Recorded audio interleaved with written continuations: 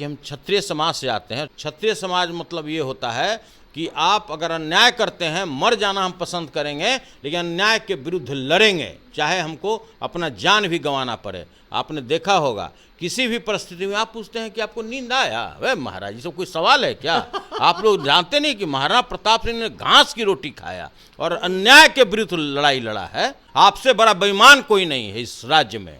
अरे कैसे आप ईमानदार हो सकते हैं? और यही बेईमान आदमी, मैं नाम नहीं लेना चाहता, वही बेईमान आदमी बोला कि आप भाजपा के गृह मंत्री के आप जाकर उसको सम्मानित कर रहे हैं, और वही बेईमान आदमी जाकर उनके गोद में बैठ गया। क्या बात करते हैं? ये सब किसी को मॉरल है क्या हमसे बात करने का? बिना गैरत का व्यक्ति है ये लोग। ये लोग के लिए कोई मतलब नहीं है, सत्ता प्राप्त करना एकमात्र उसका उद्देश्य है। क्या बोला नहीं बोला आपको आपके सामने, माइक के सामने बोलेंगे क्या? क्या बात हुई नहीं हुई पार्टी में, ये आपके सामने बोले। अगर ऐसी बात हुई रहती तो हमको एक्सप्लेनेशन नहीं होता क्या? हमारे ऊपर कोई कार्रवाई नहीं होता क्या? पार्टी से ऊपर क्या होता है कोई? क्या बीच में खबर आई कि आप नाराज हो गए थे? आप ही आपको सामुद्रिक आप पढ़े हुए हैं क्या कि तेजस्वी से नाराज हो गए? नहीं, ये खबर चल रही थी। कहाँ कौन चला रहा था? आप ही लोग, पोर्टल वाले लोग चलाते रहते हैं। नीतीश जी कोई हुरार नहीं ना है भाई कि हमको खा जाएंगे। तो भाई अब इतना एक एक शब्द का जवाब देने से अच्छा है कि मैंने कहा कि झुकिएगा नहीं। अरे किस बात का डर हो? क्या मैंने अपराध किया है? हमारे साथ पूरा राष्ट्रीय जनता दल एक साथ चट्टानी एकता के साथ खड़ा है। और मैंने पहले भी कहा कि जिसके ऊपर में लालू प्रसाद यादव, तेजस्वी यादव का बरदहस्त प्राप्त होगा, जिसका आशीर्वाद होगा, जिसका स्नेह होगा, अरे आप क्या ऐसा तो 10 पद भी हमारे लिए कुर्बान है यार। क्या बात करते हैं? राजद के एमएलसी सुनील सिंह हमारे साथ हैं। सर्वोच्च न्यायालय ने सुनील सिंह के पक्ष में ये बात कही कि सुनील सिंह ने गलती की है, लेकिन जो सज़ा दिया गया है वो अधिकतम सज़ा है, न्यूनतम सज़ा क्यों नहीं दिया गया, इस पर सवाल भी उठाया है। आज इनका जो है एक तरह से राष्ट्रीय जनता दल कार्यालय में भव्य स्वागत किया गया। सबसे पहले सर आप ये बताइए कि इतने दिन का जो पीरियड है उसमें कभी ऐसा महसूस हुआ, रिग्रेट हुआ कि शायद नहीं बोलना चाहिए था? कभी नहीं। हमने कभी पहले भी सदन में कोई अमर्यादित बात, असंसदीय बात हमने नहीं कहा था। और आपको अच्छी तरह से पता है कि जिस दिन यह वाकया हुआ उस दिन आप ऐसे समझिए कि लोकतंत्र के मंदिर में लोकतंत्र की हत्या कर दी गई। सभी लोग जानते हैं कि जो इस राज्य के मुखिया हैं, सदन के नेता हैं, और पूरे देश के महिलाओं के बारे में एक्शन कर कर के जिस तरह से उन्होंने अमर्यादित शब्दों का प्रयोग किया, वो कोई भी सभ्य समाज उसको कबूल नहीं कर सकता है। इसके पूरी देश में भर्त्सना की गई। और आज जिसके गोद में जाकर बैठे हैं, उन्होंने कहा था कि अब हम पूरे विश्व में कैसे अपना चेहरा दिखाएंगे कि एक राज्य का मुख्यमंत्री महिलाओं के बारे में इस तरह का शब्द इस्तेमाल कर सकता है। आप इसको भी छोड़िए। आपको अच्छी तरह याद होगा, अनुसूचित जाति से एक हमारे पूर्व मुख्यमंत्री हुआ करते थे, उनको किस तरह से सदन में उन्होंने बेइज्जत किया कि उसकी जितनी भर्त्सना की जाए वो कम होगा। अभी जो वर्तमान में उप मुख्यमंत्री हैं, उन्होंने अंगुली दिखा दिखा कर आसन के विरुद्ध में जिस तरह से शब्दों का इस्तेमाल किया, लेकिन कार्रवाई नहीं हुआ। तो मैं ये बहुत पहले से बोलता चला आ रहा हूँ कि इस राज्य में 2 तरह का कानून चलता है, एक सत्तारूढ़ पार्टी के लिए और एक विपक्ष के लिए। और मैंने तो कोई वैसा कसूर किया ही नहीं था कि मेरी सदस्यता चली जाए। केवल एक व्यक्ति के ईगो सेटिस्फैक्शन के लिए, केवल एक व्यक्ति के जो दिल में जो ज्वाला धधकता रहता था उसको शांत करने के लिए हमारी सदस्यता ली गई। और माननीय उच्चतम न्यायालय ने इसको दूध का दूध और पानी का पानी कर दिया गया है कि भाई आप कितने भी बड़े तानाशाह हों, आप कितने भी सत्ता में मस्त हो गए हों, लेकिन कानून सर्वोपरि है। और आज उन्होंने बता दिया है माननीय सर्वोच्च न्यायालय ने कि आज भी इस देश में कानून का राज जिंदा है।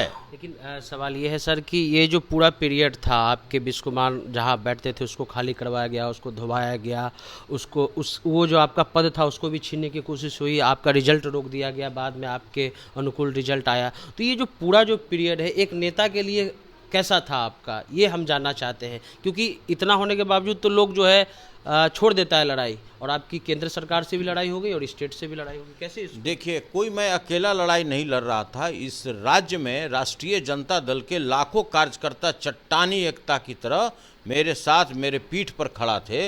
हमारे लीडर आदरणीय लालू प्रसाद यादव जी, नेता प्रतिपक्ष आदरणीय श्री तेजस्वी प्रसाद यादव जी कदम कदम पर मेरे साथ थे, और उन्होंने कहा कि सुनील, ये लड़ाई को अंजाम तक पहुंचाओ, चाहे इसके लिए तुमको जो भी त्याग करना हो, पूरी पार्टी तुम्हारे साथ है, पूरी पार्टी पूरी मुस्तैदी के साथ तुम्हारे साथ है।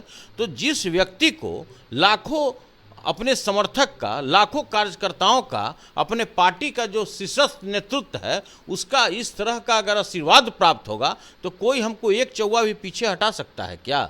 और देखिए, ये बहुत तुच्छ चीज़ है।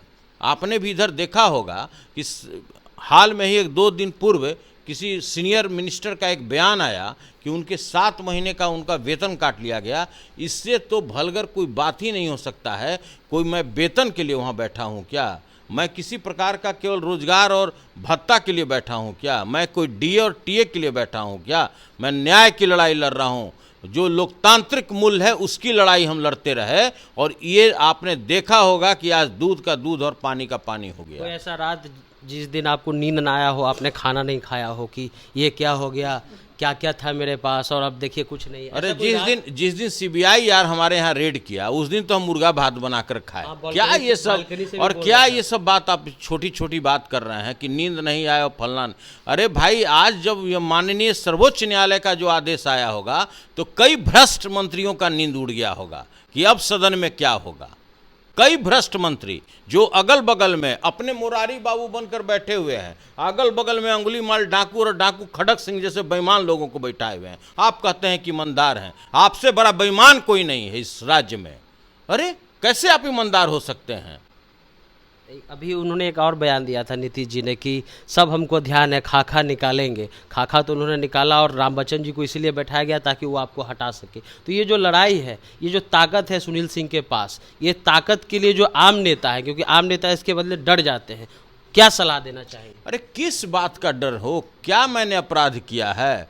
अरे किसान की बात रखना, किसानों की समस्या रखना सदन में कोई अपराध है क्या? ये जो भ्रष्टाचारी लोग बैठे हुए हैं कि मृत्यु प्रमाण पत्र लेने के लिए भी रिश्वत देना पड़ता है, अगर उस बात को अगर हम सदन में उजागर कर रहे हैं तो उस बात के लिए हम डरें?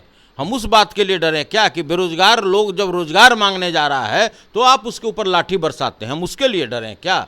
देखिए, हमारे साथ पूरा राष्ट्रीय जनता दल एक साथ चट्टानी एकता के साथ खड़ा है। और मैंने पहले भी कहा कि जिसके ऊपर में लालू प्रसाद यादव, तेजस्वी यादव का बरदहस्त प्राप्त होगा, जिसका आशीर्वाद होगा, जिसका स्नेह होगा, अरे आप क्या, ऐसा तो 10 पद भी हमारे लिए कुर्बान है यार। क्या बात करते हैं? ये बहुत छोटी बात है। आपने कहा कि राष्ट्रीय जनता दल, आप पुराना लिखते आए हैं। जब राष्ट्रीय जनता दल और जेडीयू की सरकार थी उस समय भी आपका मोहब्बत नीतीश कुमार के प्रति दिखता था।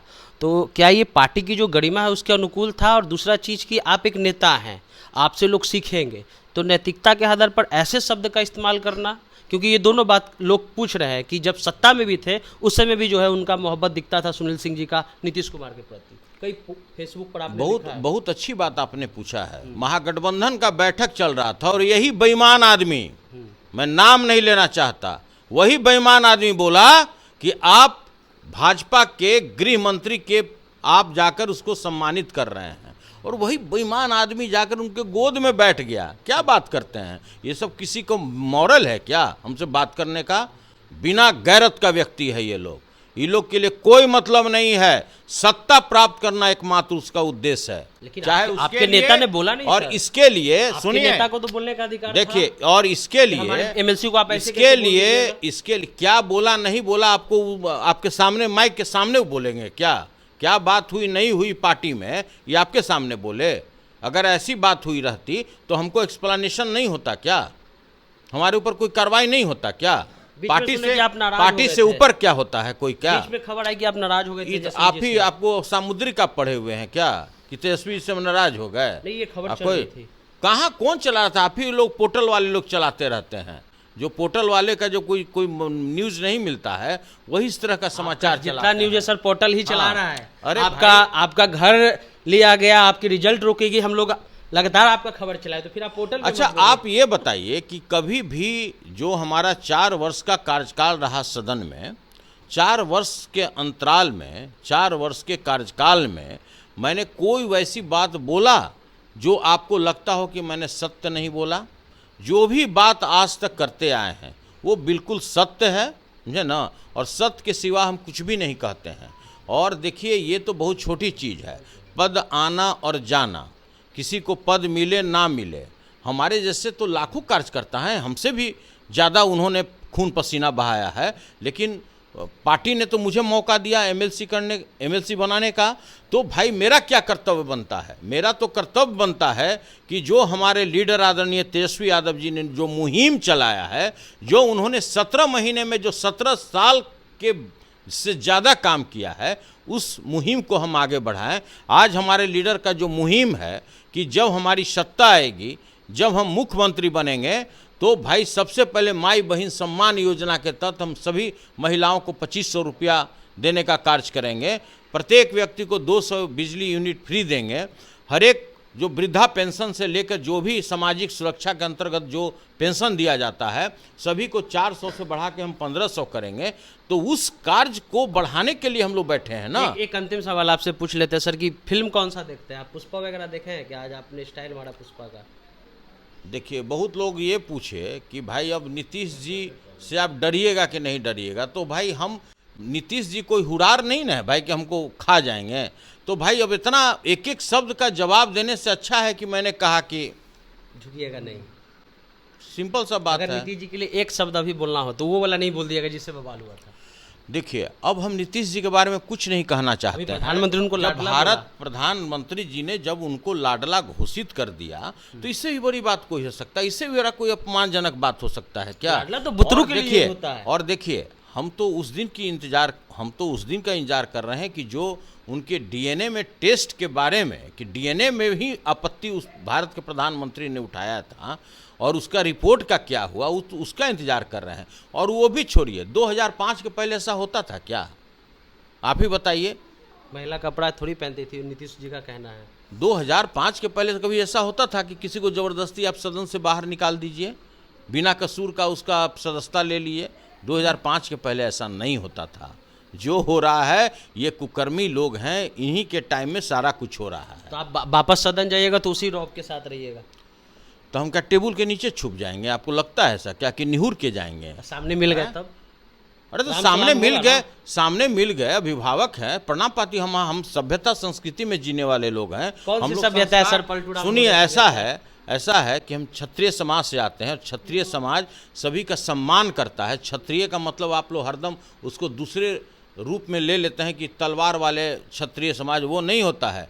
दूसरे को सम्मान देना, महिलाओं को सम्मान देना, बड़े बूढ़ों को सम्मान देना, वो भी क्षत्रिय समाज का कर्तव्य है। और आज अगर संस्कृति बचा हुआ है, धर्म बचा हुआ है, तो और लोगों के साथ साथ क्षत्रिय समाज का भी उसमें बहुत बड़ा योगदान है।